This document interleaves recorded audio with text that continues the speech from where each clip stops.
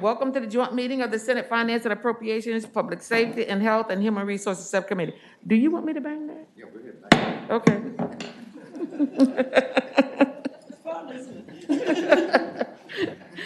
As we prepare for the upcoming General Assembly session, we're going to hear from Henrico County about their planned recovery center to help divert individuals with substance use disorder from the criminal justice system. Similar to other areas of the Commonwealth, Henrico is working to respond to the increase in substance abuse and its impact on the jail population. Both the Health and Human Resources and Public Safety Subcommittee continue to examine ways the Commonwealth can address behavioral health conditions for individuals at risk of incarceration.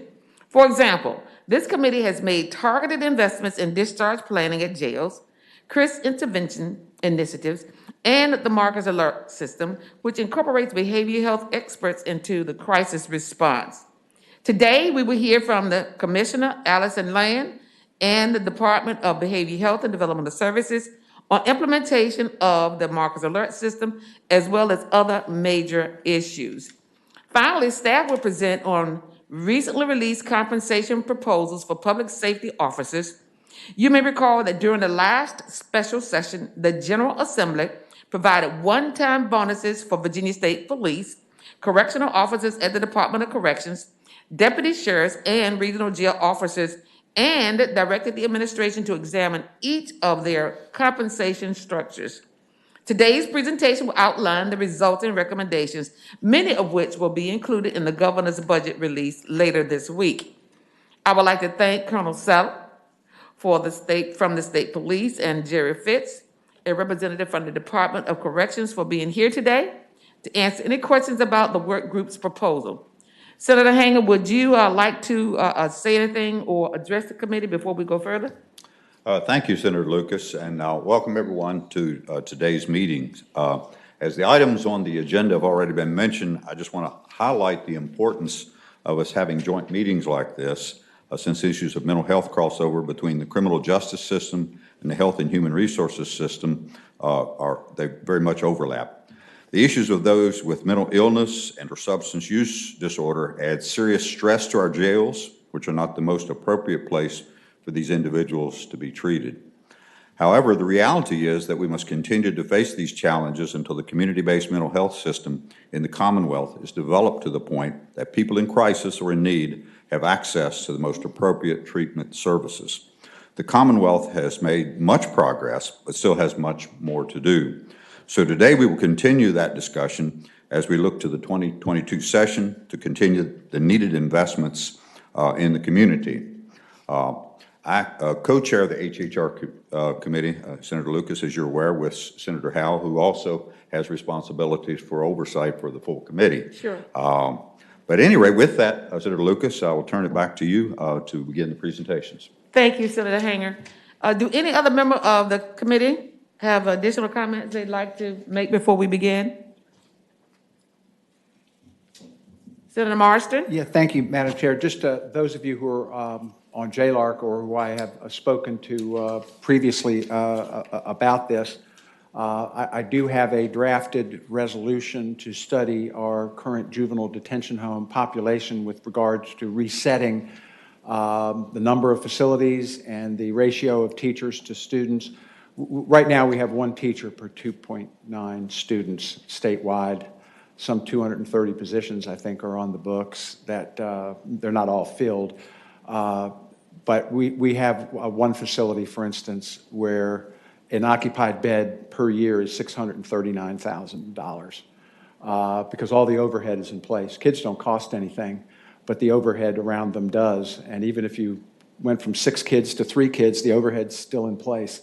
And so we may need to look at, and this study will be designed, be a joint study between the House and Senate to look at possible consolidations of detention facilities around the state and a re-evaluation of how we provide teachers. The state law says 1 teacher per 12 students. However, the standards of learning require an English, a science, a social studies, and a math teacher to be on the premises. So if you only have 4 or 5 kids, you still have to have 4 teachers. Mm-hmm. My old detention home in Fairfax has 20 kids today and 13 education positions. Mm-hmm. It's just something we need to take a look at responsibly and find a way to to better spend our money and to use that money, Madam Chair, to look at reinvestment in perhaps underfunded juvenile services, that the money can be better spent elsewhere. And so this study will be voted on by the Commission on Youth on Wednesday in 2 days. And I'll be introducing that, but it is important for, I think, both of these committees because, certainly the juvenile detention population blends into the social services network with foster kids and abuse and neglect and what have you. So it's in all our best interest to spend our money wisely. And JLARC had estimated up to $14 million that can be saved. We're spending $130 million on 520 kids. It's a lot of money, and I think we can do it more expeditiously, and we just need to study that. So with that, that's just an update. Thank you, Senator Morrison, for that update and that additional input. Any other member? Senator Ruff? Senator Barker? Madam Chair? Okay. Now I would like to hand it over to Tony McDowell, Henrico's Deputy County Manager for Public Safety, to begin the presentation. Mr. McDowell. Thank you, Madam Chair, honorable members of the committee, members of the staff. My name is Tony McDowell, Deputy County Manager for Public Safety with Henrico County, and it truly is an honor and a pleasure for us to have the opportunity to come and to address you this afternoon. I'm joined to my left with Ms. Laura Toddy, who's the Executive Director of the Henrico Area Mental Health and Developmental Services, our Community Services Board, and by Dr. James Thompson with Master Center for Addiction Medicine. You may be familiar with the Virginia Center for Addiction Medicine. The organization recently had a name change in honor of the co-founder of the organization. And with Mike Schnurman, Assistant to the County Manager, who's also joining us in the audience. So the purpose of the presentation today is to really sort of tell you a story. And the story begins a long time ago. But the story for today really picks up in 2017 because at that time, like communities across the Commonwealth, Henrico County was seeing that we were very clearly going in the wrong direction when it comes to addiction and to working with people with substance use disorders and with overdoses and with incarceration. Overdoses throughout our community were on the rise, as were preventable deaths and accidents and injuries. Addiction was also fueling a wide range of crimes, ranging from misdemeanors to serious felonies. Within our court system in Henrico, our judges had become very concerned and frustrated about the number of overdoses, including fatal overdoses, that were occurring among individuals that they had released on pretrial bond, as well as with individuals who had gone out on probation and were overdosing while they're on probation or having probation violations almost entirely related to substance use disorder and relapse. And so the predictable consequence of this is that the judges were less inclined to allow people out because they were concerned about their safety. They didn't know where they would go or how they would not return to things like heroin and fentanyl. And so they really started to choose to keep people in jail as a way of preventing them from dying.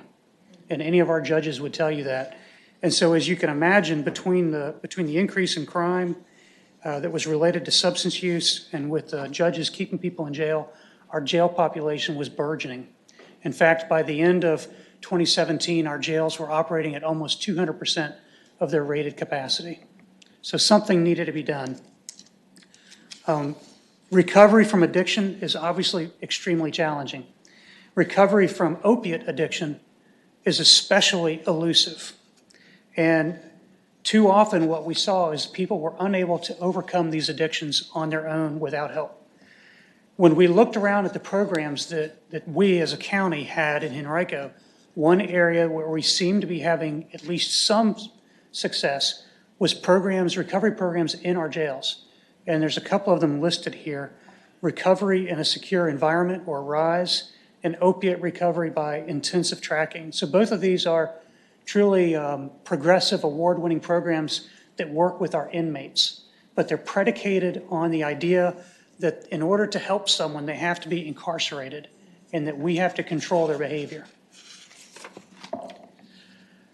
And so with a little bit of that mindset, in 2018, we started thinking about a different type of incarceration, and we started talking about a recovery center. And some of you may have heard Mike Schnurman when he came and spoke with members of the General Assembly, with the Senate in 2018 to pitch an idea of a new type of facility that Henrico County was considering building. And it would be run by the Sheriff's Office in coordination with our mental health agency.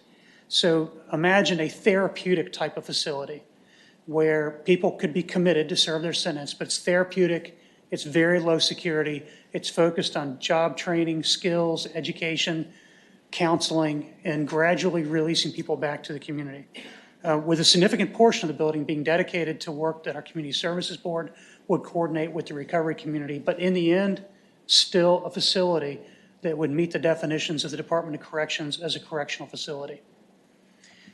And so with this as an idea, we went to Mosley Architects right here in Richmond and asked them to perform some research for us to do a needs assessment and come back with a recommendation. And what they recommended was a facility, a large facility. I think we're looking about 70,000 square feet with 290 beds arranged in dormitory bunk fashion.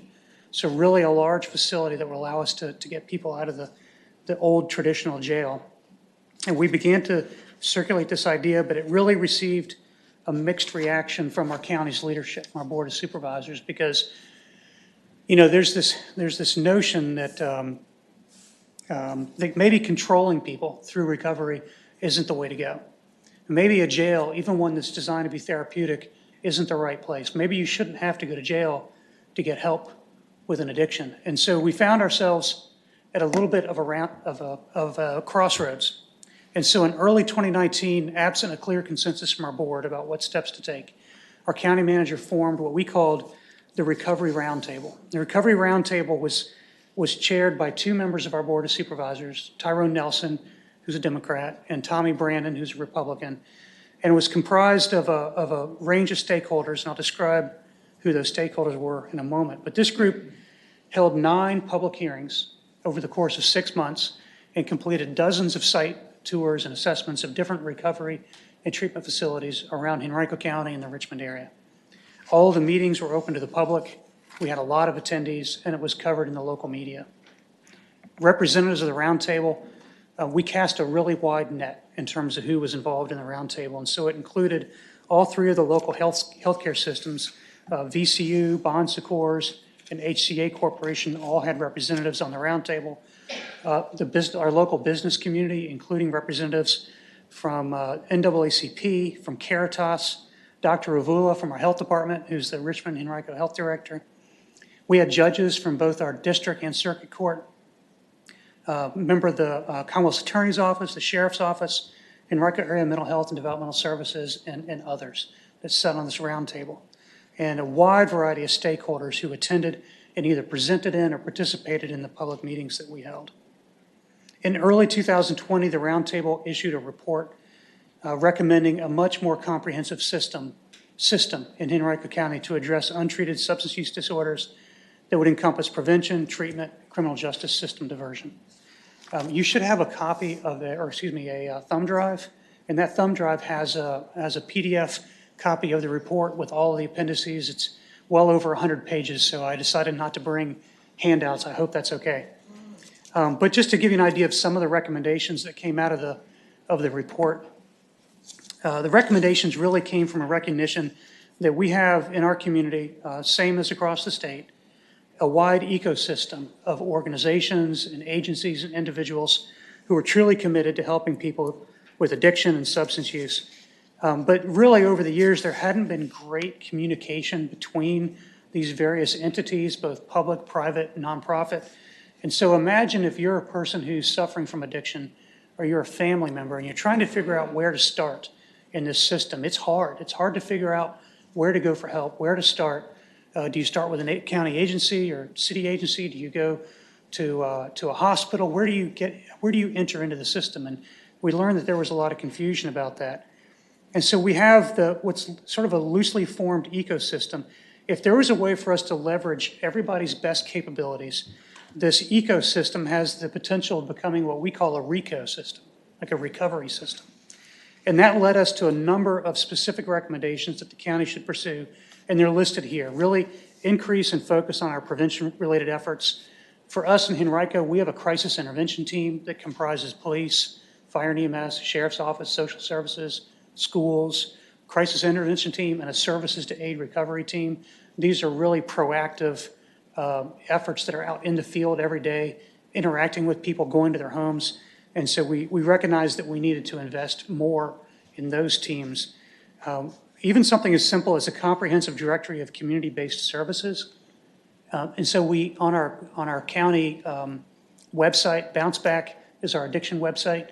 If you look on the right side of the left side of the screen, this is an interactive system that allows you to click the type of services you're looking for.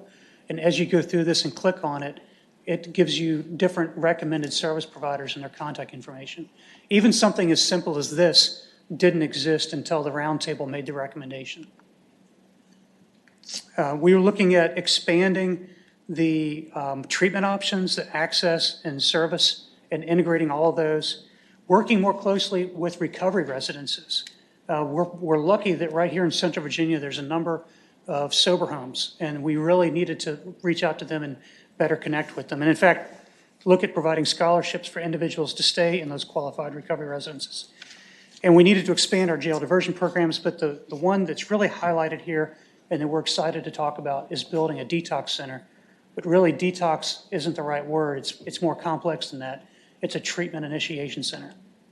Just to give you a sense of how much of a problem we realized with access to detox, routinely, Ms. Toddy will tell you, people routinely come to Henrico Area Mental Health looking for help, looking for an opportunity to get cleaned. And we have same-day access, which means we can see them or talk to them on the same day, but we don't have same-day access to the detox services. And it's not at all unusual if somebody comes to the office on a Wednesday, we can get them on a waiting list, but it could be days or weeks before a bed is available, and it could be in a completely different part of the state.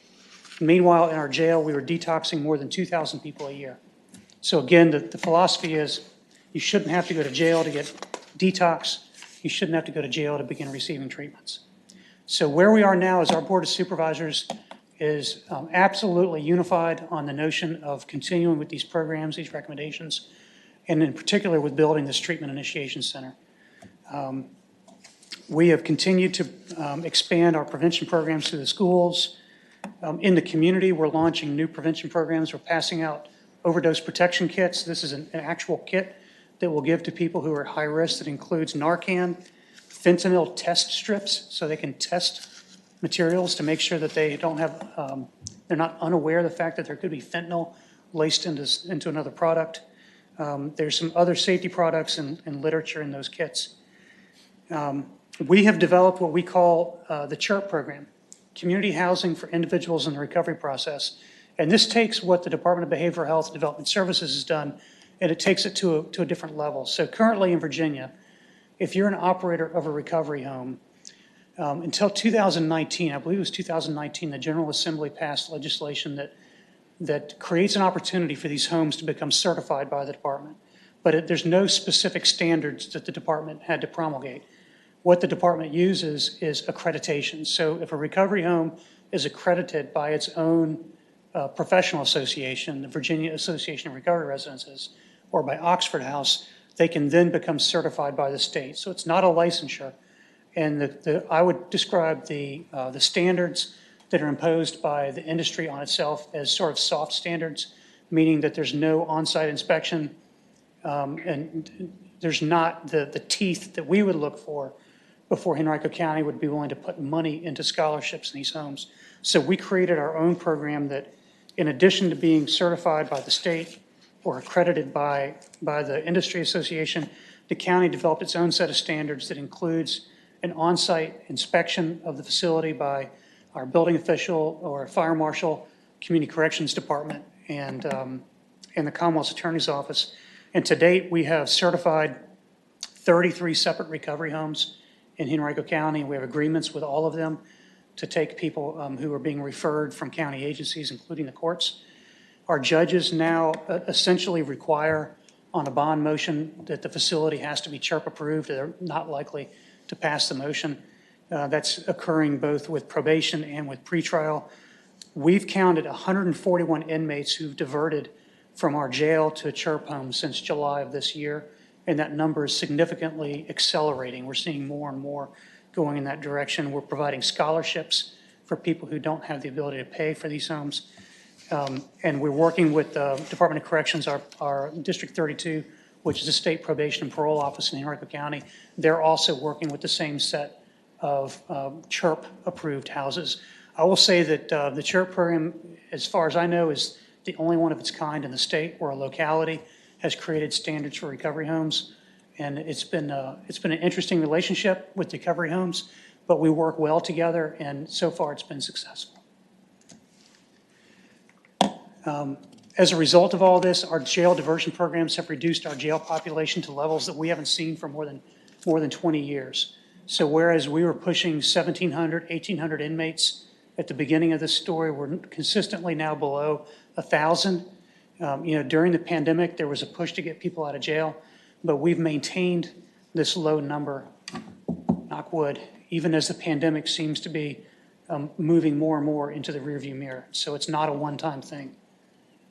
Henrico Mental Health has expanded the medication-assisted programs that it offers in the jail to inmates. So we're getting them started on these treatment drugs before they leave. And the Henrico Area Mental Health has also opened an office-based opiate treatment center, which is huge. Most recently, we're in the process of issuing grants out to the local nonprofit recovery community to further these efforts.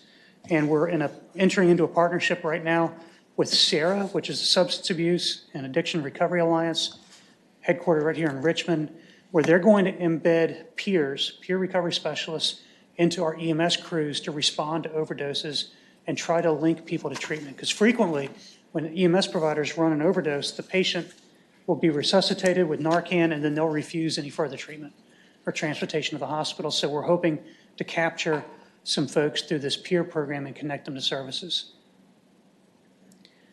But back to the detox center, our Board of Supervisors has now appropriated $12 million for the construction of the facility.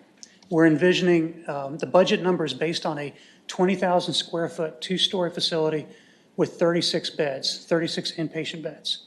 We have the land. It's a 14-acre parcel located at the Henrico Eastern Government Center, which is right across the street from social services, right across the street from our Eastern Mental Health Office and other services, including employment supports, library. There's all kinds of services right there in the immediate campus. It's on the bus line and so forth. And our plan, Henrico County is not in the healthcare business. Our plan is to enter into an agreement with an operator who will come in and run the facility. So this is going to be a medically supervised facility, voluntary admissions only. No one will be detained here. And it's intended for short stays. 5 to 8 days typically will be the duration that you'll see. As we get into the presentation, Dr. Thompson has quite a bit of experience working in detox centers, and his firm has provided us with consulting services and expertise on the type of services that we can offer in this detox and treatment initiation center.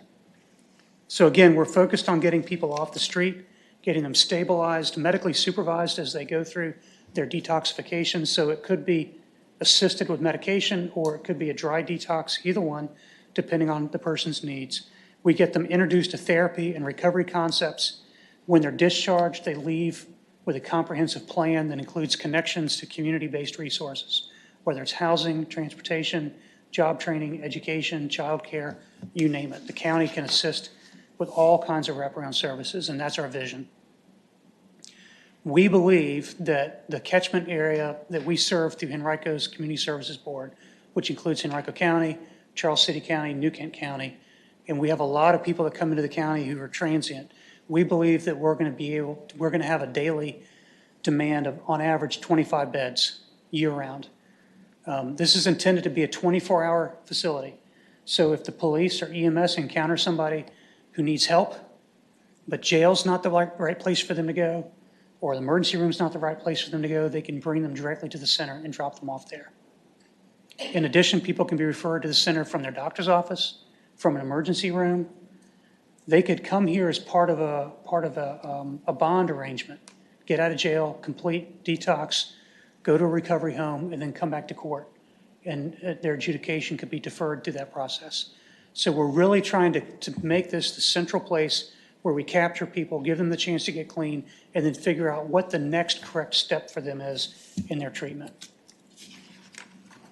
And so I think the question for today is what, as Henrico County goes on this journey, what kind of areas would the General Assembly potentially be able to help the county? And we don't come today with an ask. This is simply an informational update. However, I do think that what we're proposing in Henrico could be a pilot for similar types of facilities and efforts around the Commonwealth. And if that was the case, anything that could be done to help us with the ongoing cost over time, whether it's some sort of grant structure or budgeted funds, would certainly be helpful. There's no doubt that the detox center will not be a moneymaker for anybody. The county does intend to bring in a healthcare provider partner to work with us, but while it will save money and save lives, this is not something that's going to attract individuals that are coming in with a profit motive. And then finally, anything that the state can do to continue to support the expansion of outpatient treatment services, especially including medication-assisted treatment and office-based opiate treatment programs would be helpful. Because as we get people detoxed and initiated to treatment, we've got to hand that baton off now to the private and nonprofit sector and to our own clinic at Mental Health for people to continue that treatment as they leave the center and go back into the community. That is what I have for you in the form of a presentation today about the treatment center. We also have some information that pertains to Henrico County's approach towards Marcus Alert. Madam Chair, if the committee chooses to hear those couple slides, we'd be happy to do that as well. Committee members? What's your disposition? Senator Hanger? Thank you, Madam Chair. Certainly would want to hear about the Marks Alert. I had a couple of questions in this area. Sure. If could there. What's the interaction? Y'all have a drug court? Yes, sir, we did. What's the interaction with the drug court? Are you more likely not to have charges, not to go that far, or what? How does that interaction there? Yes, sir. The drug court in Henrico County is in circuit court. It's post adjudication. So these are individuals who have already been convicted of typically it's a felony, not always, but typically a felony, and they've already re-entered the system and had multiple probation violations. In Henrico County, the drug court is kind of a last-ditch effort for people before they go to prison. They come into the drug court. We don't have a drug court program in our general district court. Okay, Madam Chair, is there a gatekeeper function then as far as who goes where? Does this go through the courts when you're doing the dispensation of this, or? Yes, sir. We have a team that works, it physically works in the jail, and it's comprised of representatives from the Commonwealth's Attorney's Office, Community Corrections, Mental Health, and the Sheriff's Office. It's a diversion team, and they essentially set up case management of all individuals coming in who are arrested on a drug-related charge. And just to be clear, when I say drug-related charge, it's not simply a drug charge. It could be, in fact, frequently it's trespassing or it's larceny, it's shoplifting. They're being charged for things that were behaviors that they were undertaking in order to pursue their addiction. But all of those folks are seen by this team in our jail. That's our diversion team. Okay, and another follow-up, Madam Chair. Is this under the umbrella of the community service boards, or what's the interaction there? The Treatment Initiation Center will fall under the umbrella of Henrico's Community Services Board. Yes, sir. Okay, and Madam Chair, as far as hospital involvement for treatment, do you have the hospitals in the region committed to this, working with you all? Do they have a separate funding source, or how does that work? Right now, what we're proposing is a separate facility. We don't have a partner yet, so the partner could be one of the hospital organizations. So patients will, there's certain standards that a patient will have to meet in order to be admitted to the detox facility. Standards is the wrong word. They have to be medically cleared. So if somebody is in fragile medical condition, they may have to be medically cleared to an emergency room first and then come back to the treatment center. Okay, and then two more issues here. Oh, absolutely, Senator Hagan. Go right ahead. Your funding stream. Senator, if I may, my understanding is that there has been recent legislation that requires emergency rooms make sure people are connected with treatment when they're discharged. And so we do anticipate, and I think Dr. Thompson can probably speak to this in more detail, we do anticipate as patients are being discharged from emergency rooms with addiction or substance use diagnoses that the hospital will be reaching out to us in our center to receive those patients. Okay. Yes, sir. And Madam Chair, it seems that most of the funding is being taken care of by Henrico. I presume, there would be offsetting cost reductions that you're anticipating. Are there other funding streams other than Henrico that you're currently working with? No, so the capital cost is covered by Henrico. As far as what it costs to operate the facility, our intention is to work with an operator who would then bill insurance and Medicaid. We believe that a fairly decent recovery of revenue can come through that mechanism, especially with where we are with Medicaid expansion and expansion of eligibility to be reimbursed on a per diem basis for services. But we will be looking for other funds, whether it's grants, whether it's funding that may come about from the state, or if we have to from our own taxpayers. Yes, sir. Okay. And finally, Madam Chair, peer support groups. I know you have like the McShin Foundation or group, whatever John calls himself there in Henrico County. How are they involved? Well, they play a critical role. We're working very closely with that entire recovery community right now. Specifically to the treatment center, that's an important place to go for people once they're discharged. It would be very typical that we may have someone that comes in and spends 3, 4, 5, 6, 7 days in the treatment center, and then would go bed to bed to a McShin or to a True Recovery or to some other recovery organization. Thank you, Madam Chair. Thank you, Senator Hanger. Senator Marsden? Thank you, Madam Chair. The standard wisdom is that sometimes there's a number of failed recovery attempts before people finally reach the ability to stay permanently, or at least day to day, off of drugs and alcohol. How do you plan to deal with that with the CHIRP homes and what have you? Will there be, at what point do you say, no more? I mean, how many shots will people get at this? And the corollary question to that is, will corrections, who have always had kind of a violation's a violation, are they willing to be a little more tolerant and flexible in terms of they're willing to let you do your job and not interfere with sending people back to prison for a dirty urine? Yes, sir. Let me answer it a couple ways. I'll start with your last question. Our judges have been very eager to find alternatives because they see the same person over and over again, to your point. So they're very eager in knowing what kind of services can be brought forward to help people with addiction. And so I believe that from the judiciary standpoint and in the criminal sentencing, there definitely is an appetite for alternatives. One of the things that I've learned in this process, because I'm coming at this problem from the public safety background, I'm not a clinician, but it's clear that recovery involves relapses. And so relapse is a normal part of the process.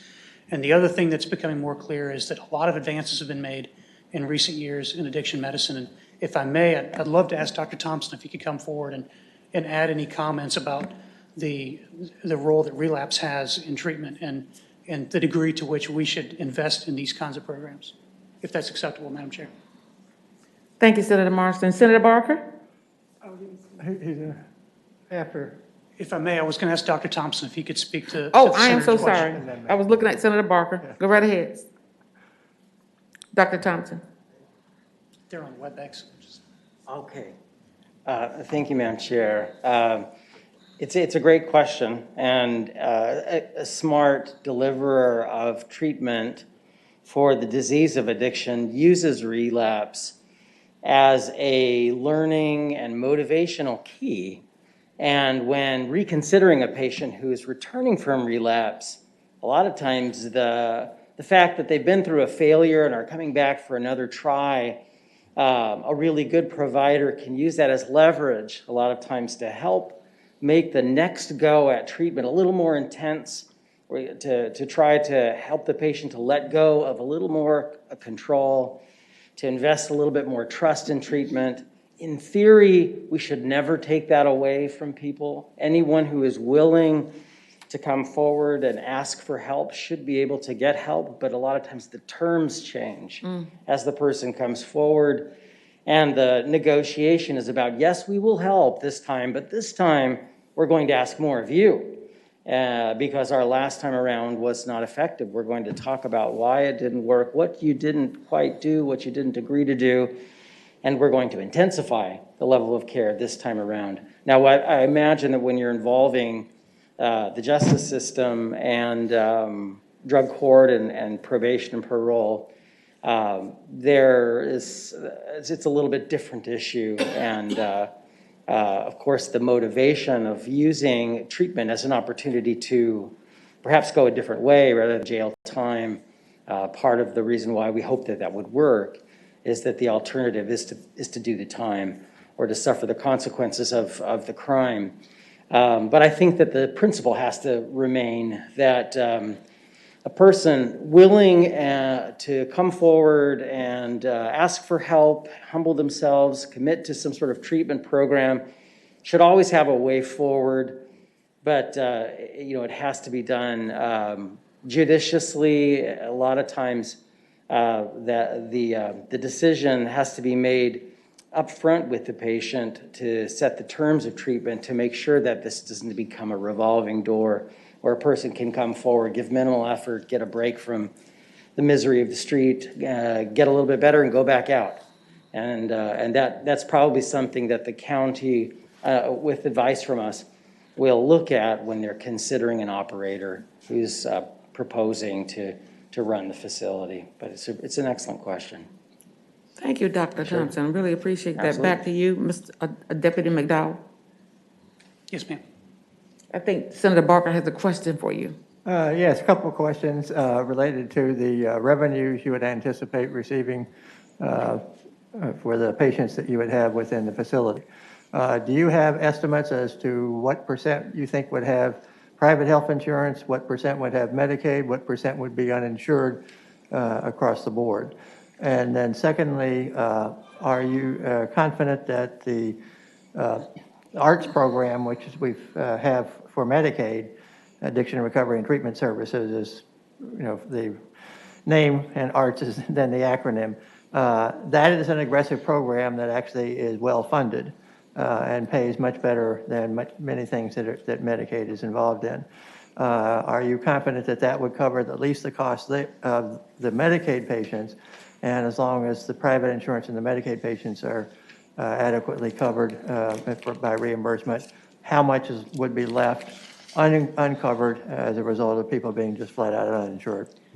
Yes, sir. It's a great question. It's a little bit beyond my expertise, but I will tell you that that our consultant did take a look at the likely payer mix. Right. But we looked at the likely patient population and then the payer mix that would accompany that population.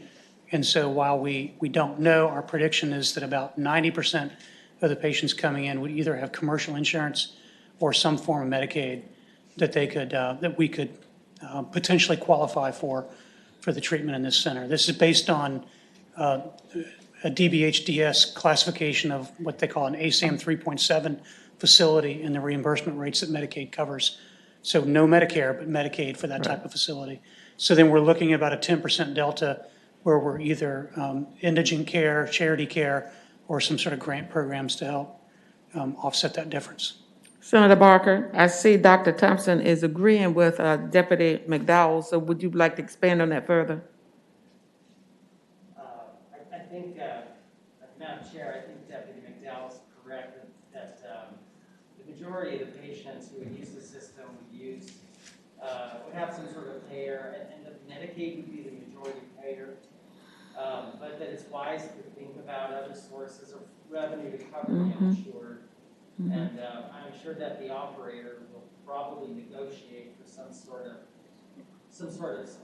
access to funds to treat this small percentage that will be uninsured. It sounds like you nailed it, Deputy McDowell.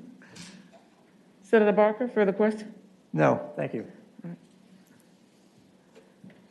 Madam Chair, we also have a few comments that staff thought you might be interested in hearing regarding what Henrico County is doing to prepare for its Marcus Alert local plan. Thank you. With your permission, we'll proceed on that topic. Yes, go right ahead. Okay, so it might be helpful to give you a little bit of the background or perspective that we have as a locality, because Marcus Alert is new, but our approach toward dealing with people with behavioral crisis and mental health crisis in the community is not new. Henrico County adopted the crisis intervention team concept in 2008 and began pushing then for all of our police officers, medics, and sheriff's deputies and other county staff to become fully certified. That's a minimum 40-hour certification program, fully certified as CIT trained. And so we've been building that cadre for 14 years. For the last 5 years, 100% of our sworn police officers are fully CIT trained, and many of them have completed additional modules on special topics. So either juvenile CIT or CIT program that focus more in depth on people who have autism and autism spectrum disorders and so forth. And we actually have a refresher program that all of our officers go through every 5 years as well. So we've been working on the crisis de-escalation concept for some time with success. The county a few years ago developed what we call the STAR team, Services to Aid Recovery. And this is a team of employees comprised of specially trained and equipped police officers, mental health clinicians, paramedics. We have representatives from social services, from adult protective services, from child protective services, from our school system, school counselors.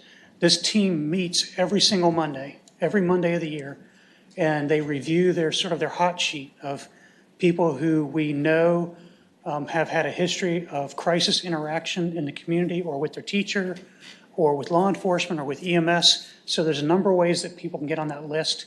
And the idea is to go out and continuously offer to help people make sure that they're getting the services that they need and point them in the right direction. We view this as a very sort of proactive, preventive approach to hopefully stave off a crisis before it occurs. It is a model that has brought us some success and one that we have already planned to expand into the future. In addition to this, we have what we call the CARE team, Community Assistance, Resources, and Education. It really came out of interaction that our fire and EMS agency was having with people in the community who would call 911 for daily needs. So lift assist or something wrong with the air conditioning or their family is not returning their phone calls, just a host of issues. Frequently, these are elderly, shut-ins, or people with mental illness. And so this was a 911 response with an ambulance. That's not the most appropriate resource, and our paramedics weren't even able to really connect people with the types of services that they needed to solve the core issue. So we've developed the CARE team. They work closely with the STAR team to provide outreach to people who need these types of non-emergency help and get them connected with the right service provider. And you might think, well, that's what social services does or some other agency, but those agencies will come and knock on someone's door, and when they say they don't want any help, that's the end of it. Whereas when a fire and EMS come to your door, they tend to, first of all, they call us, and when we show up, we have the opportunity to engage more directly with them and to follow up with them after the fact. And of course, our mental health agency, Laura Toddy and her team, have an emergency services department. We offer same-day access for all the programs that they offer, and we're heavily involved in our STEP Virginia plans. So that's kind of where Henrico was before the Marcus Alert came out. So our perspective moving forward is that we know that we will be in the next cohort of 5 localities that will need to submit a local plan. We need to submit that plan by the end of next fiscal year.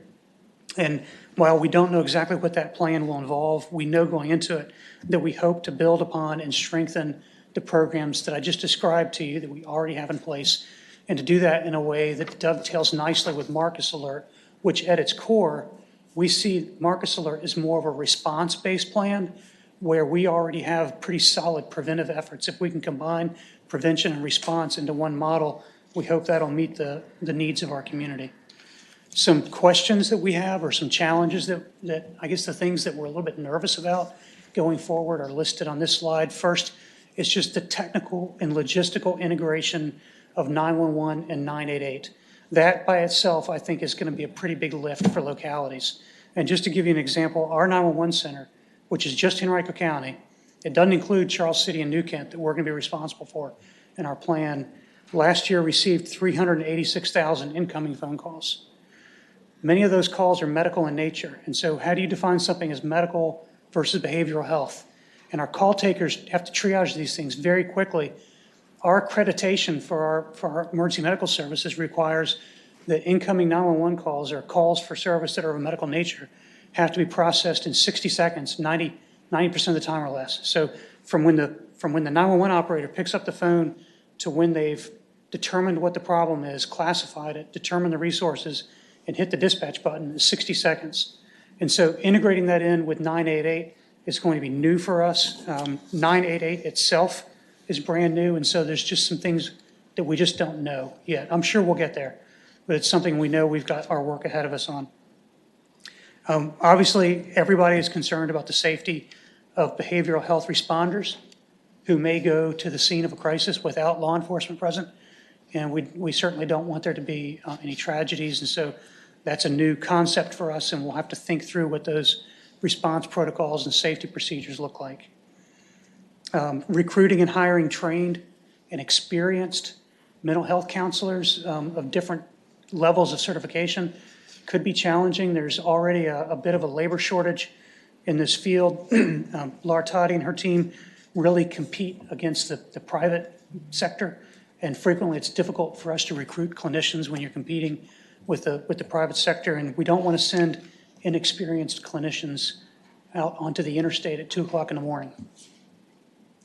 And then therefore defining and achieving community coverage is something that we're going to have to figure out. In a community the size of Henrico, we're certainly not the largest locality in the Commonwealth, but it's not at all unusual for us to have 6 or 8 or 10 mental health type calls taking place simultaneously. And they can happen at any time of day or night. And so how we provide a sort of a standard response to that many calls for service at the same time with community coverage is going to be something that we'll certainly need to work on. And if we start seeing more private agencies providing crisis response into the community, which we think is likely to happen with the way Medicaid has evolved and with the criteria for privately funded, privately operated crisis responders, we need to build those relationships. And we pride ourselves on the solid relationships that we have between our police, our sheriff's office, our medics, our mental health agency, and the folks know each other and they work well together. And so if we bring new players into that mix, it's not just a matter of signing an MOU. It's learning to actually work together and build those relationships. And then finally is the big question is, where to take people who are in crisis. Where do they go? So that's something that I think we're all struggling with. So those are some sort of high-level view of the things that we're focusing on as we begin the development of our local plan. And Madam Chair, I appreciate the opportunity to share that and happy to try to answer any questions. Absolutely. Senator Hanger? Thank you, Madam Chair. Not sure I can put this into question, so I'll kind of make a comment, I guess. Yes, This sir. is a very complicated area, and when we passed or began to implement through statute the Marcus Alert, we understood, or some of us did, I think, that there was some duplication or replication of the STEP Virginia program, and I still feel like we need to merge the two more adequately because there's confusion between what the programs. In fact, DMAS rolled out some additional initiatives under Medicaid week before last, I guess it was, and the headline I saw was Marcus, but it actually was already in, a part of the plan of rolling out services through Medicaid rather than the Marcus program. But so in fact, I talked to Senator Dees in an earlier meeting today, and he shares that viewpoint as we're struggling to work on this, that we perhaps need to more adequately address the merging of the two programs. And so hopefully, that will help. Obviously, as Commissioner Land will be attesting to, it is very difficult to find people to help out this day as we struggle with providing adequate services. Thank you, Madam Chair. You're so welcome. Any other questions for Deputy McDowell? Well, we thank you, sir. Thank you, ma'am. Thank you, members. Dr. Thompson? Are you done too? You all done? Okay, thank you. So we're going to move next into the updates on major DBHDS issues. And now we're going to ask Commissioner Allison Land if she would come forward and give her presentation. Welcome to the committee. Good to see you this afternoon. Thank Thank you so much for having me. And so I have two Madam Chairs, and so good afternoon, and thank you for having me. So so I can do my own slides here? Yes. Let's see. I think we're going to bring up some notes in just a second for me. I seem to have come without my notes, but we'll get started. So I wanted to share a little bit more about, what the COVID impact on behavioral health has been here in the Commonwealth. And so, as you all are very familiar, we have more Virginians that have a need for behavioral health services now than they did prior to the COVID-19 pandemic. And we have studies that are now showing that people who had COVID are developing a psychiatric condition within 30 to 90 days. And that's like 1 in 5 people are expecting to see that. Also, in October of 2021, the American Academy of Pediatrics and other national organizations and groups that deal with children declared a national emergency for youth and mental health crisis during COVID-19. And then just last week, we had the U.S. Surgeon General also warned of the devastating consequences to young people's mental health that is resulting from COVID-19. We have the chief medical examiner that is saying that we are now on record for fatal overdoses in Virginia, including a 63% increase in the number of overdose deaths since 2019. And he also is saying that there's a 25% increase in ED visits for overdose since 2019, so lots more activity going into our EDs. We've also declared an opioid crisis and here in Virginia. And what's clear is that these challenges are going to be continuing in our system, and our community behavioral health services will need to be at a capacity to be able to help that additional need. So we'll need to be ready to answer that call as we move forward into the next years. Wanted to talk a little bit about some of the ARPA supplemental block grants, and you'll see there on the left that our community mental health services block grant, those are the individual, there were more, but these are the big ones of the ones that we have and the detail of it. And then on the right are the substance abuse prevention and treatment grant funds. And so we have seen, again, that exacerbated and severe and pervasive health and social inequities in America also following the pandemic. And that really includes critical importance of supporting people with mental illness and substance use disorders. The societal stress and distress over the newly emerging disaster created a need really for additional policy and funding and planning to address mental health substance use disorder services.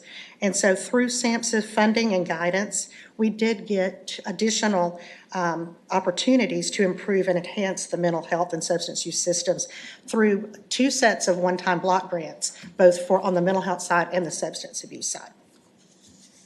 And these one-time funds represent a unique opportunity to help us in Virginia as we're moving and transforming our system. So I think y'all really wanted to hear more about the substance abuse block grant dollars. And so let's look closer at that list. So we had $7.6 million will be going. So we had our plan. We had to submit it to SAMHSA. All of our plans have been approved. And again, as a reminder, we also had the Consolidated Appropriations Act funding.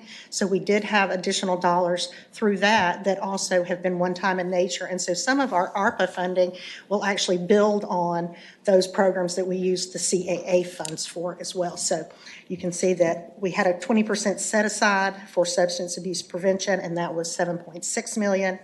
The pregnant and parenting women had, again, a flat amount that was required, so $4 million. Peer workforce development, we had $2 million. Those recovery community center sustaining funds, $3 million. Adolescents and young adult substance use treatment expansion initiatives, $4.25 million. We really did need and received data and reporting infrastructure and that includes the funding for our crisis call center, those types of funds. And then moving to those ASAM licensing costs through the arts program was 1.5, homeless outreach, and a little bit for administration. So really seeing a lot of good additional programming and services that are going to be funded to come online. And they really do a focus on that prevention and early intervention and expanding evidence-based models of care, such as school-based mental health and substance use disorder for underserved populations. So we're going to continue to work to build out these services and our capacity as we go forward. Any questions about the block grant dollars? Any question, members of the committee? Okay. Some other substance use disorder programs include Revive, which of course is that training for lay people to administer naloxone to reverse the effects of an overdose. And over 1,600 trainings were held, and 1,600 people were trained, not 1,600 separate trainings, were held in FY21. And the CSBs and their local community coalitions served almost 44,000 patients last year. And they also implemented strategies to reduce access to opioids, and that was through proper disposal and storage, as well as distribution of 14,000 drug deactivation packets, lock boxes, and smart pill bottles. And then I also want to talk a little bit about some more ARPA funds that we're working to expand access to recovery residences with. And that was, the General Assembly did appropriate $10 million to DBHDS that was earmarked for the Virginia Association of Recovery Residents, that VAR. And so they're the ones who administer our voluntary recovery residence certification program on behalf of DBHDS. And so they are currently accrediting 18 organizations that provide recovery housing in the Commonwealth. We also received $5 million in funding as appropriated to support critical and emergency substance use needs related to the pandemic, and they're being targeted to 4 primary areas. The first is developing and implementing additional treatment services specific to transition-age children and youth up to age 25. Second, harm reduction, including expansion of the naloxone access, training and education and engagement of SUD providers across all types of populations, and then also specific training of the IDDD workforce around substance use disorders. And then we've been working through the pandemic also to keep expanding our work around substance use prevention, and wanted to point out to you specifically how our state opioid response grant is helping make a difference. In 2020, Virginia was awarded nearly $52.6 million to fight the opioid epidemic, and as well as stimulant use. And that's going to be invaluable as we fight on through many aspects of COVID. Those funds will run through FY22, September of FY22. And we have had to adjust to virtual settings, as you know, and also the COVID restrictions and social distancing and that. But with creativity, we were still able to make significant impacts, like you can see on the slide. So we had almost 6,400 people received medication-assisted treatment services. We've got 5,500 people received additional counseling, psychiatry, and other therapeutic supports. Almost over 21,000 naloxone kits were distributed. And then we had 495 individuals complete peer recovery specialist training, and 181 also were fully certified as peer recovery specialists. So there's still a lot of work to do, though, so we'll keep doing things. I want to talk a little bit about Marcus Alert, which, of course, you've just received evidently a very large presentation on it, and you know that it's focusing on effective diversions from 911 and law enforcement. And so we've worked with the Department of Criminal Justice and Services and more than 30 stakeholders, and we did the full implementation plan for the state that then set aside how each locality would develop their own local plan. And so we have, every locality will have to have that their plan in place by July of next year, 2022. The first 5 Marcus Alert programs are there on the slide, and they actually launched on December 1st, one in each of the 5 regions. And so we also, all of that coordination, where he was talking about we need to learn how to work together and learn our resources and get to know everybody, that has actually started between 911, law enforcement, and the new call centers and mobile crisis teams. So already starting to see those things coming together in these 5 programs. And we actually heard of calls being diverted from 911 as early as 9:30 a.m. on December 1st. So it's working. So we've been successful in getting some calls diverted. And so some of these processes are remaining manual while that statewide data system comes online. That's due online January 3rd.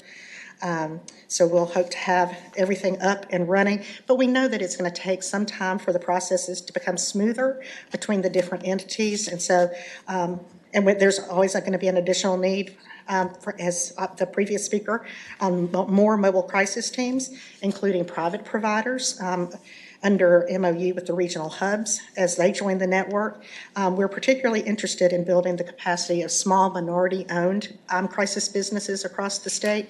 So far, we've been allotted $3 million for these Marcus Alert programs, so it was $600,000 to each of the localities for these 5 programs. And additional funds will allow Marcus Alert to span to more local areas, so we did have budget proposals to do that.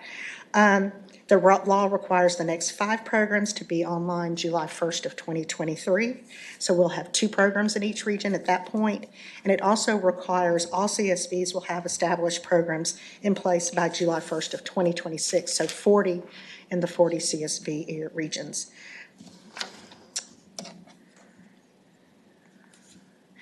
And so this is a simple slide that's just really showing a high level of how the system functions on each level of government. And so we have worked hard with all of our stakeholders and partners at developing this stronger best practice crisis system based on the Crisis Now model. That includes regional call centers, mobile crisis and crisis receiving centers. On the federal level, the new national number for mental health crisis, the 988, will be launched by July of 22 next year. What that implementation is working on is that people will be able to dial the 988 number that we were talking about instead of 911. And so that will be coming through sometime before July 1st of next year. We'll be working at a state level as sort of the air traffic controllers and backup to the call centers. The mobile crisis teams will operate primarily on a regional basis. Regional hubs can hold contracts that could then have private providers also come in and do mobile crisis teams. So we're looking to have coordination at every level, local to federal. Lots of planning, lots of coordination going on.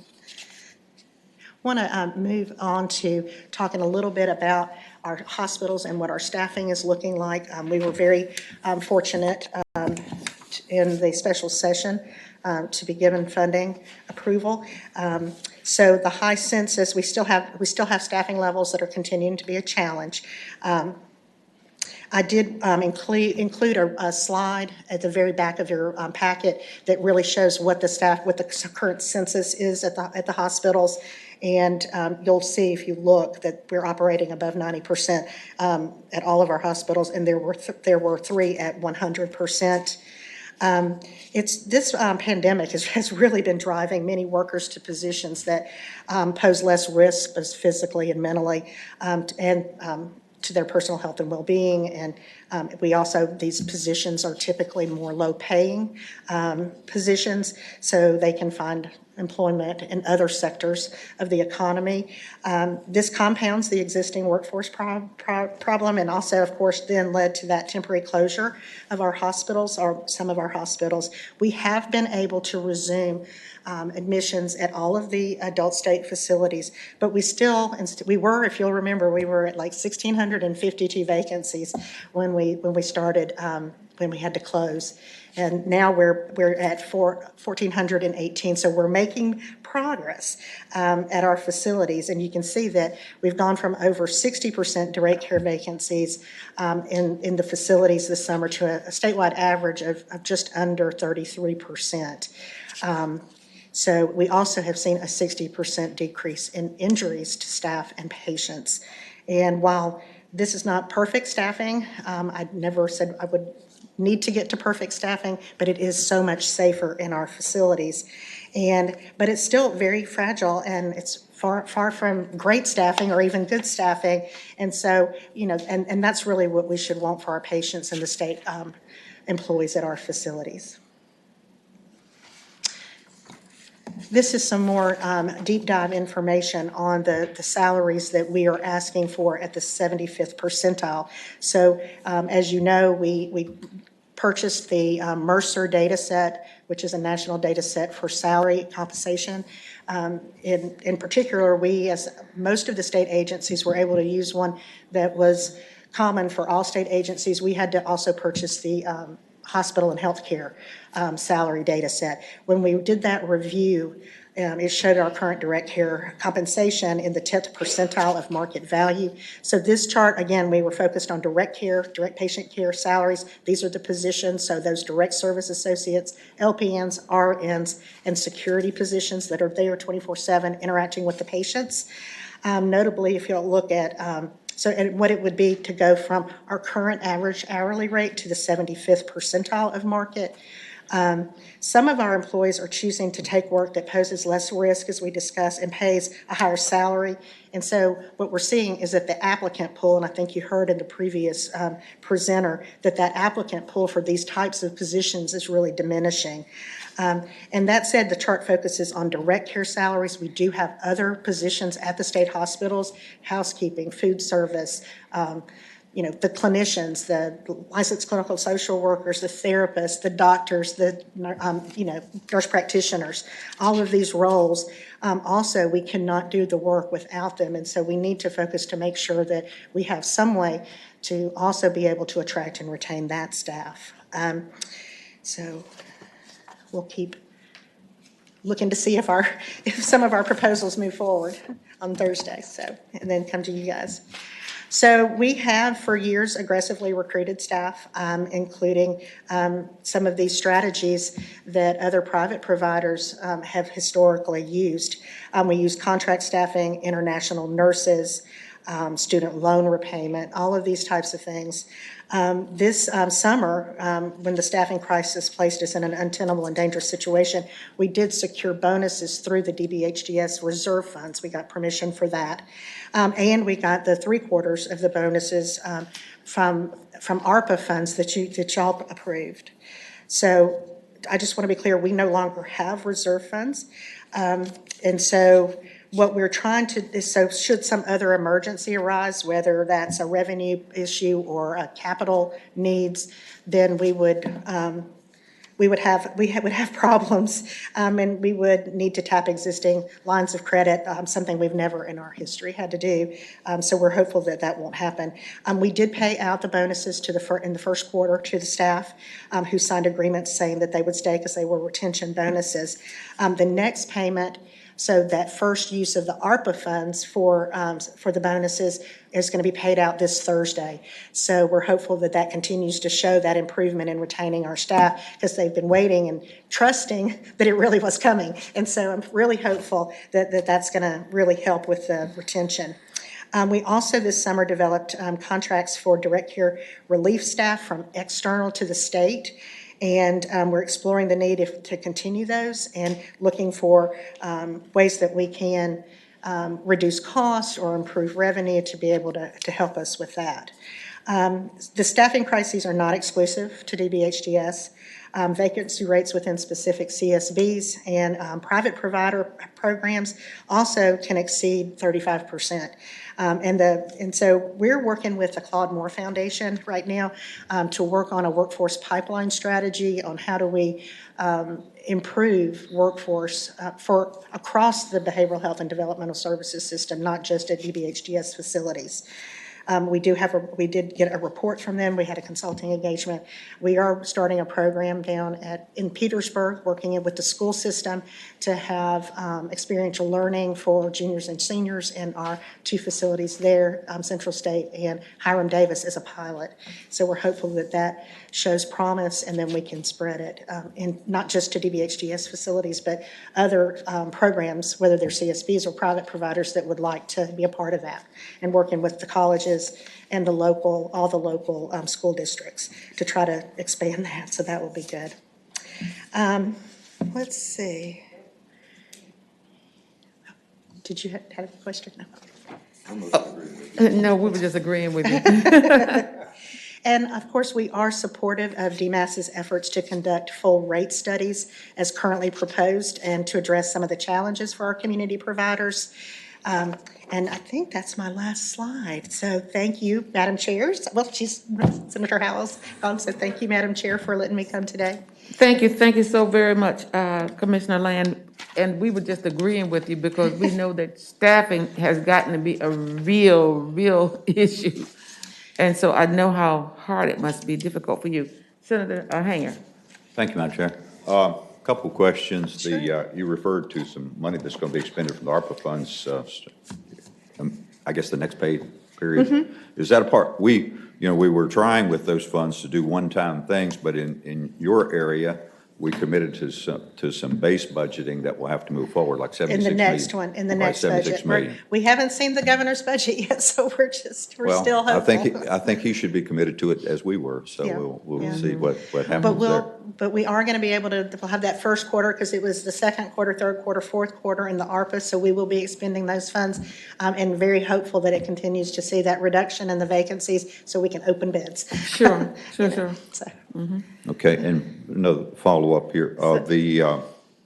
With the STEP Virginia program, of course, with COVID, we pulled back and then we tried to put additional monies back there. Right.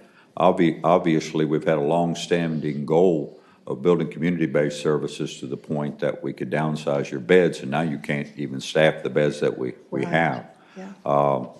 I know you don't know what the governor's going to do, but were you all trying to address that in your Yes. recommendations? Yes, and all of our proposals are out on the DPB website, which I know you probably don't have time to do it, but we did ask to fully fund the final phase of STEP Virginia and to look at what would be needed to start on that next phase of behavioral health enhancements, or BRAVO, as well as, tons of different things. I think, how many do we have, like 87 or something? 87 proposals. I know not all of them will go, but we were thinking everything we could to try to make a difference, yeah. So. Senator Marston? Thank you, Madam Chair. In some of the work I've done around the country, everything has kind of shifted towards, retention and bringing on employees. And I guess the watchword these days is onboarding, programs that you put in place to bring people into an organization and create the bonding that you need to get them to stay there and not just chase, a small increase in salary someplace else, and to try to do that. Is there any investment going on within the agency to find that that kind of special way of bringing people on board to reduce or to increase the fact that people will stay with you, that you can retain them? Yeah. So, yes, sir. We do have a onboarding twice monthly, and we also have professional development for our staff.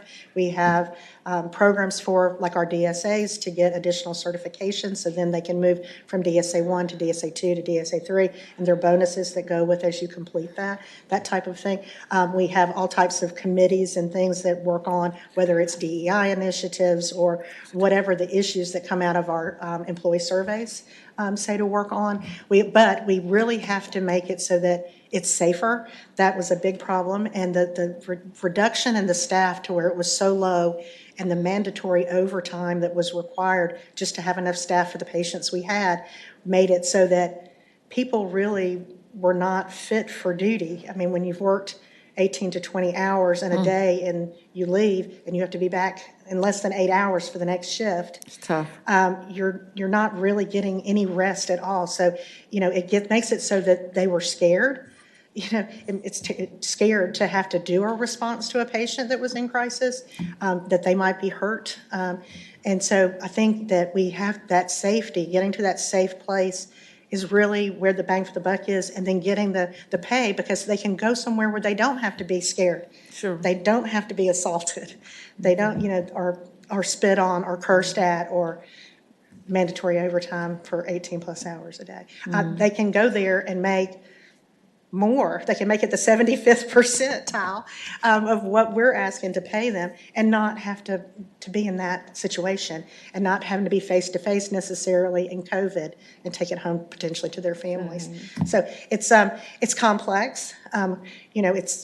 We want to do more of that, but we have to get the basics, I think, covered first. We got to get it safer and get them to where they're getting a living wage. Back to you, Senator Hanger. Just one more thought here.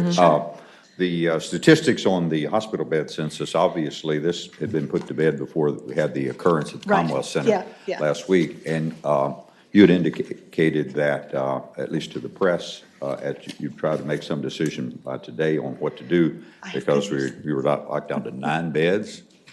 Yes, well, we were down to 13 beds. 13 beds. 13 beds, yeah. 13 So beds. I did get good news today. So we have discharged some patients between Friday and now as well. So I think we are down to 9 patients, but we are going to open back up. We're not going to be able to bring all the way to 18 all at once, but we're going to work them in. And by Wednesday, we're going to be back at 18. So the 3 staff we did a point prevalence testing of all staff, all patients on Friday, and the results are back, and there were 0 patients and 0 staff in addition to the 3. So the 3 are quarantining, and then the 5 did come back, some in limited duty, light duty. So that's why we can't just immediately say, okay, bring in 9 patients, because the light duty folks aren't going to be able to be as helpful. But at least they're back and they're mending, and we'll be back to 18 by Wednesday. So that was excellent news to me. So we'll get a communication out to all the stakeholders. I got that right before I came over. So that's fresh off the presses. Thank you. Okay. Questions, any other questions, the members of the committee? Well, we certainly want to thank you for giving us all that valuable information. Sorry you're having such a difficult time with staff, but we'll see what we can do to try to help out. Thank you so much, Senator. Thanks, Now we everybody. have our legislative fiscal analyst who will be giving us a presentation on public safety officers' compensation proposals. Thank you, Adam.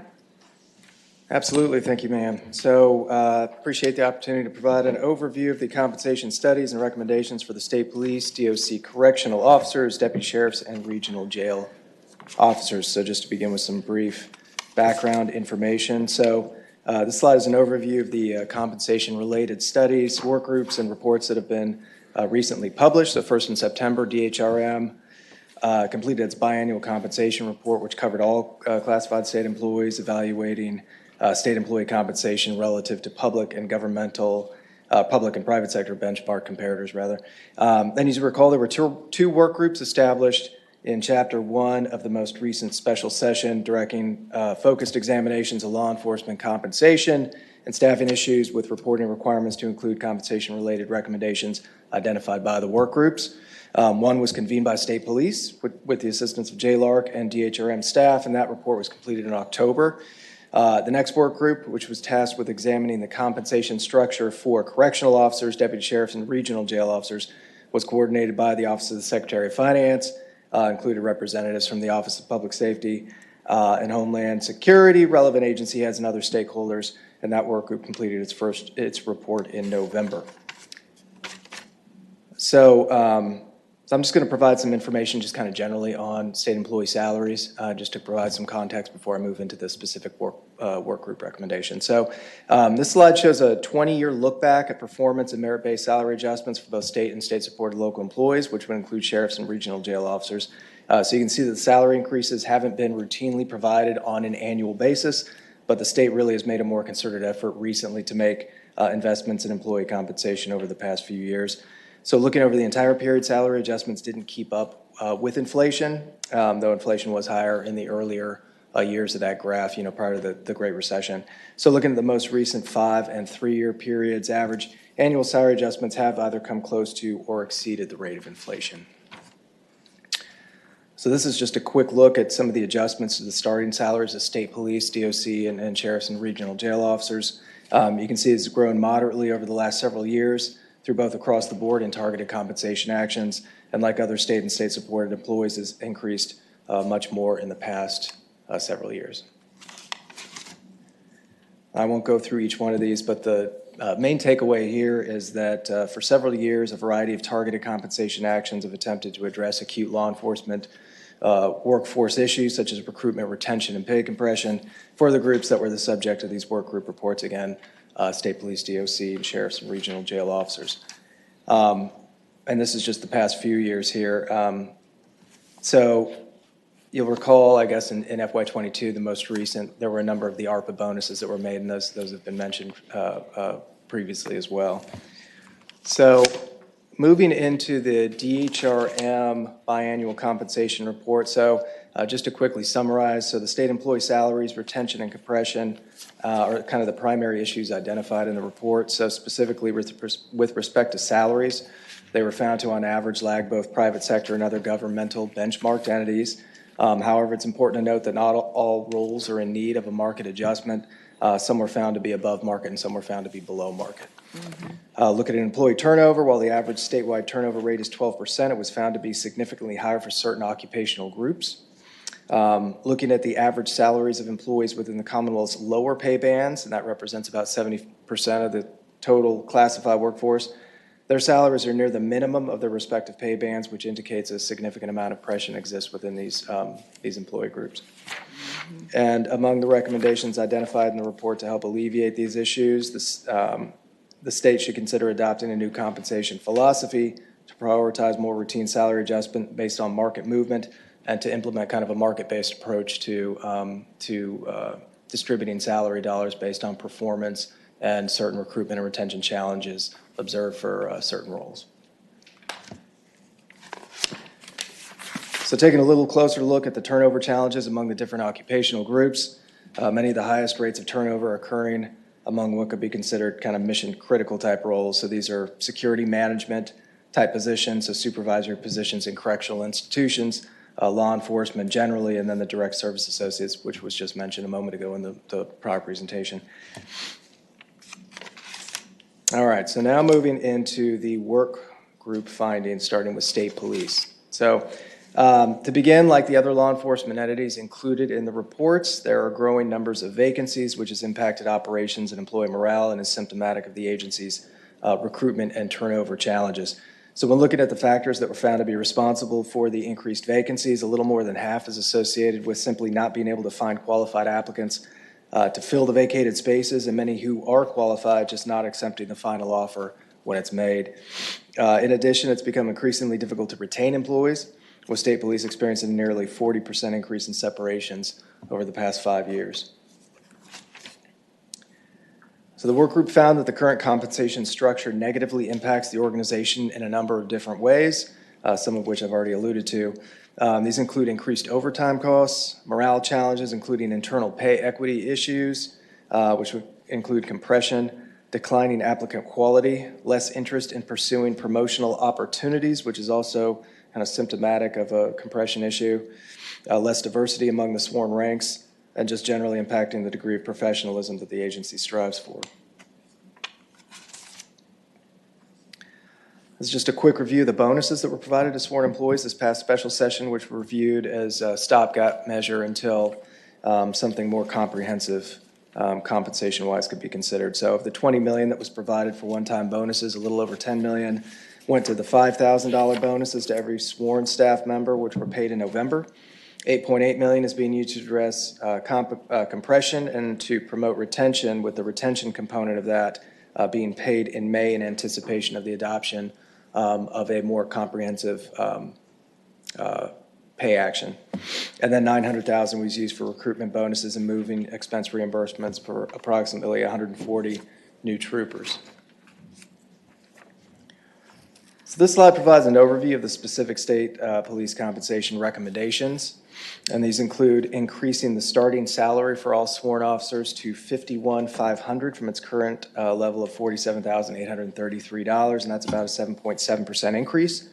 There would also be a 7.7% increase to all sworn employees, or the lesser of, rather, 7.7%, and then what would be where they would fall on the new proposed pay structure, or 7.7%. There's also a compression component of 1.4% for each year of service and 10% pay band separation at each rank. And there's also an educational incentive component, which provide a 1.4% increase for sworn employees that attain an associate's degree or higher. And that's why you see that additional $3.1 million higher in the second year in FY24. So the work group expects that the pay scale would improve recruitment and retention by providing consistent, transparent, and more competitive salaries. And in conclusion, this is per the work group, the recommended actions taken jointly would seek to improve the vacancy rate, recruitment and retention issues, staff morale and burnout, and the quality and diversity of applicants. So now moving into correctional officer, deputy sheriff, and regional jail officers.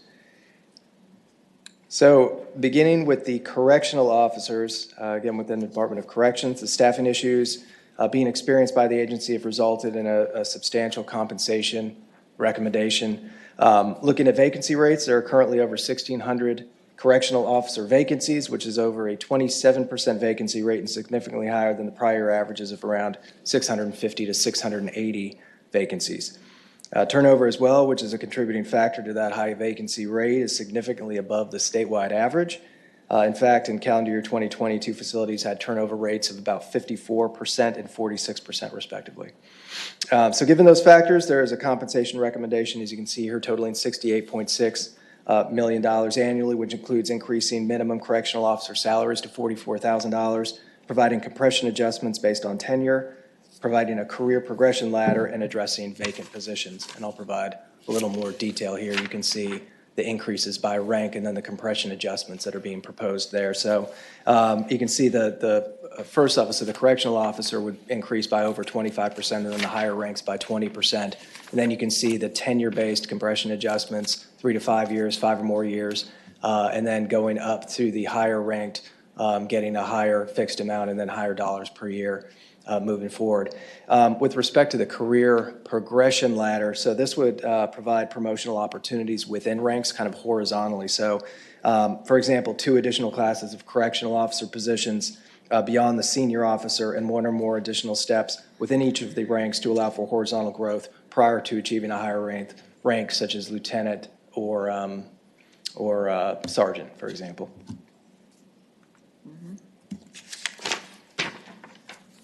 So moving to the deputy sheriffs and regional jail officers now. So looking at some of the staffing issues that have been affecting the sheriff's offices and regional jails, turnover and vacancy rates have increased over the past few years. So you can see the deputy position turnover for entry-level positions increased from 14.6% to 20.5% last fiscal year. And then turnover for the regional jail officer positions increased pretty remarkably from 23.2 to 42%. Over that period of time. And as a result, this growth in turnover among the entry-level positions has really resulted in nearly half of all sworn positions having 2 or fewer years of service. So kind of a lack of the development of institutional knowledge you would hope to see in an organization of that size and purpose. So this is just a quick background on the deputy sheriff and regional jail officer salaries. So these salaries vary considerably based on the level of local supplement. Above the compensation board state-funded salary of $35,149. So on average, including supplements, the average salary is a little over $43,000. However, this average isn't necessarily indicative of what deputies actually make, given that variation from the Northern Virginia, different areas to Southwest, just based on kind of prevailing wages there and the locality's ability to pay. For example, so the map shows the degree, it's a heat map, you can see the degree of variation among the different localities, but 11 offices provide supplements that are 75% or more above the state compensation board salary. 69 offices provide less than 20%, 36 offices provide less than 10%, and 5 don't provide anything at all. So you can see there's a wide range in what sheriff's deputies and regional jail officers are actually making locality to locality.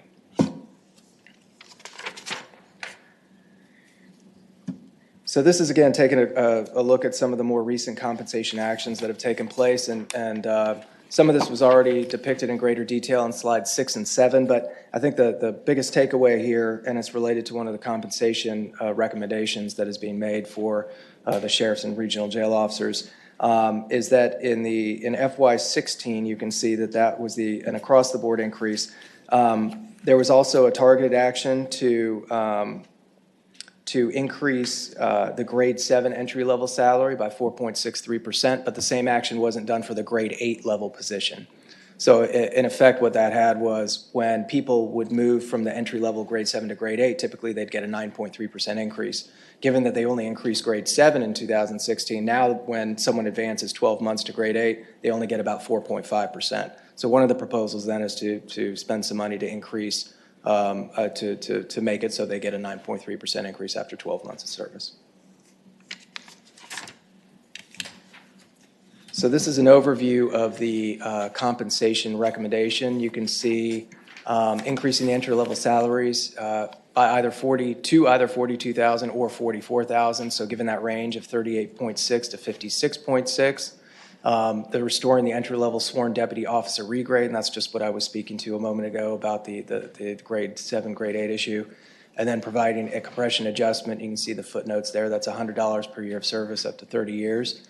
And that is a range of annual cost of $56.7 million to $74.7 million, or about an $18 million annual cost differential between the two.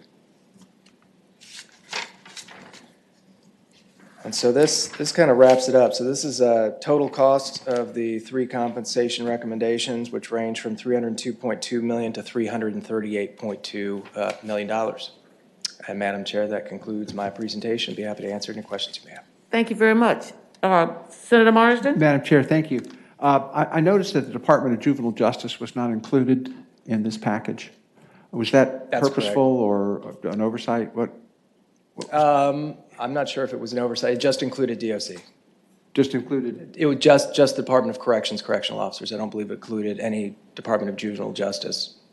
Because they do substantially the same work, except with juveniles, most of whom, or at least 50% of them, are adults serving an adult sentence in a juvenile correctional facility. So, I think it's something that we, might have to look at some point here. Yeah, Madam Chair, Senator Marsden, I know that was addressed during the work group discussions. It was acknowledged that there would be other law enforcement entities that probably felt that they should have been included as well to have their pay structures examined. Gotcha. Okay. Just a further Senator Marsden? comment, Yes, go right Madam ahead. Chair, and I've brought this up before, is that we continually have to go through these machinations of making different working groups in the Commonwealth to a point where we can retain them and hire them, and it just gets, we just turn ourselves into knots. I guess it was 1996, I believe, Madam Chair, that the state went away from the step system and onto a system where I believe at that time people were told, hey, your agency's going to get 5 or 6% every year, and you will distribute that based on merit, based on how your agency evaluates employees. I think we funded it once in the last 25 years or something, is what I've been told, and even in that one they had to withdraw it, and we've gotten into this habit of funding state employees at the back end of the budget. Kind of, what do we have left over for our employees, as opposed to the old system, which funded everything up front, because you knew that people were due a step increase because of their seniority and continued satisfactory performance. And we kind of went with the fad at the time, which was that whole idea of paying people based on their performance. And when I was at the Department of Juvenile Justice as acting director, if my budget guy was ready to leave, if my lawyer was ready to leave, if my IT person, the people who knew where all the bodies were buried, critical to the agency, had unique special knowledge, I could give them up to 15% to retain them if they were going to go to another state agency or going to quit. If the best probation officer I had of the hundreds that I had said, I've gotten an offer to go to social services, can you match it? If I'd have done that, it would have started a multi-million-dollar war among my employees, because there were so many of those people in that position. You couldn't just reward one because they had an opportunity to leave and you'd love to retain them. And so the system we have right now, we're going to be in these studies and in this complicated process of trying to compensate people appropriately so that we can hire and retain them. We have got to look at an overall system of pay for state employees that doesn't put us in this situation, that anticipates all of the things that we are going through here, and puts in a system where we can fund our state employees, our valuable state employees at the front end of the budget, and then proceed from there. But the system we have right now, we're going to be doing this every year with one group or another, and it's an ongoing problem, and just wanted to bring that to the committee's attention. Thank you. Thank you. Senator, Thank you. One quick question. Did any of the recommendations or studies look at the disparity for local sheriffs, particularly the deputies, with compensation board funded positions versus actual boots on the grounds that the localities have?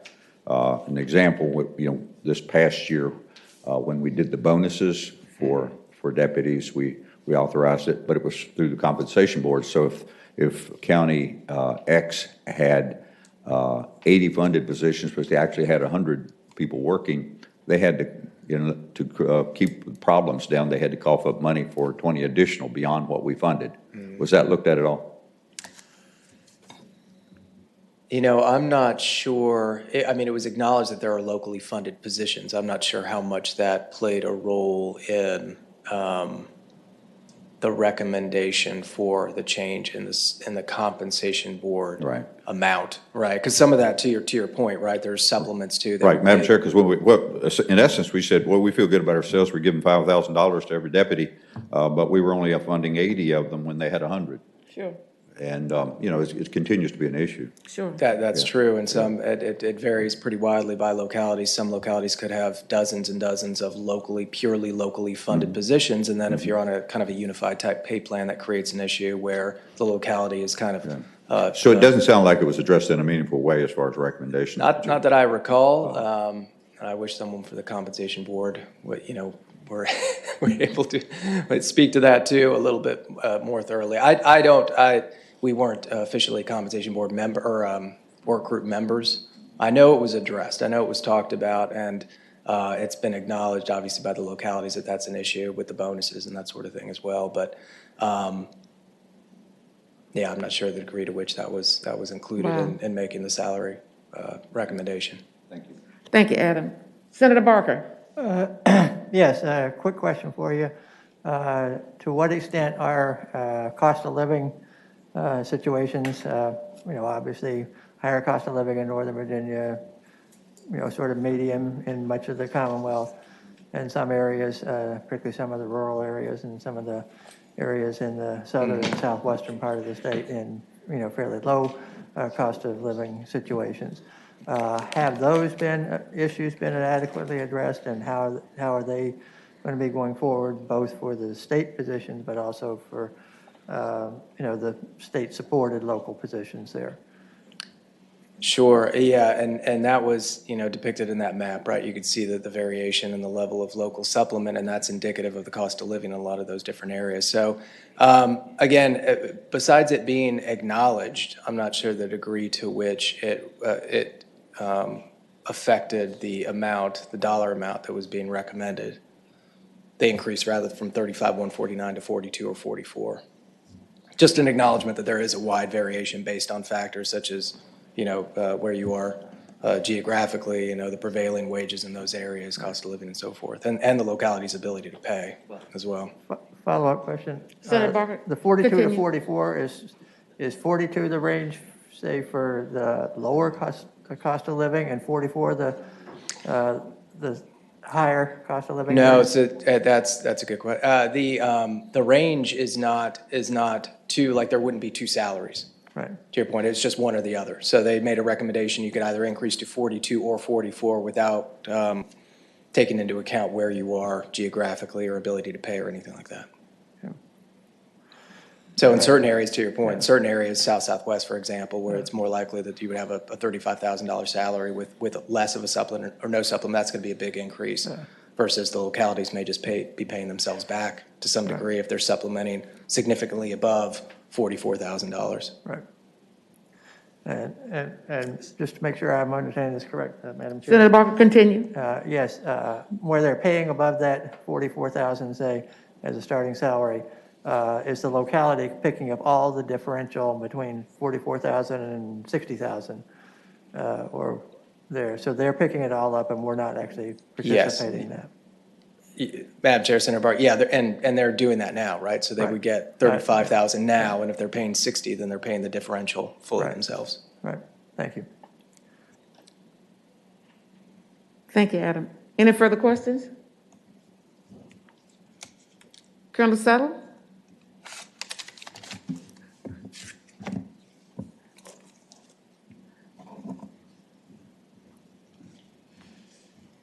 Always count on you to make a statement for us.